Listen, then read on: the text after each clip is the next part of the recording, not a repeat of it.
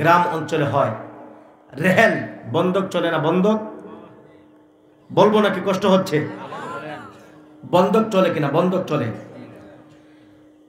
এক মানুষ বিপদে পড়েছে, 1 লক্ষ টাকার প্রয়োজন, ঋণ লাগবে, ঋণ দিচ্ছে না, বলতেছে ভাই 1 লক্ষ টাকা ঋণ দাও, আমার পাশে যে জমি আছে আমার জমি তোমাকে দিলাম বন্ধক হিসাবে, 1 বছর থাকবে, 1 লক্ষ টাকা দিবে। 1 লক্ষ টাকা দিলে 1 বছর পর তোমার 1 লক্ষ টাকা আমি ফিরিয়ে দিলাম, তবে 1 বছরের জন্য আমার জমিটা তোমার কাছে বন্ধক রাখলাম। বন্ধক রাখলো, রাখার পর যার কাছে বন্ধক দিল সে এই জমিতে ফসল করে কিনা? ফসল করে। চাষাবাদ করে কিনা?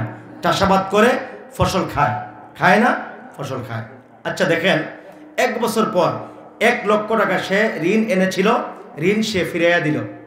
1 লক্ষ টাকা এনেছে, আবার সে 1 লক্ষ টাকা ফিরাইয়া দিল।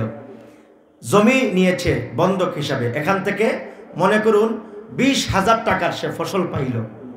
আচ্ছা 1 লক্ষ টাকা সে তো পাইল ঋণ দেওয়ার কারণে, মধ্যখানে সে যে ফসল খাইল 20,000 টাকা, এই 20,000 টাকা হলো সুদ। এটা হলো সুদ, এতে কোনো সন্দেহ নাই। এইরকম বন্ধক আমাদের সমাজে চলে কিনা? পরিষ্কার ফিকহের কিতাবের মাসআলা হলো, বন্ধক যেই জিনিস রাখা হবে সেই জিনিস থেকে যে বন্ধক রেখেছে, যার কাছে রেখেছে, কেউ উপকৃত হতে পারবে না।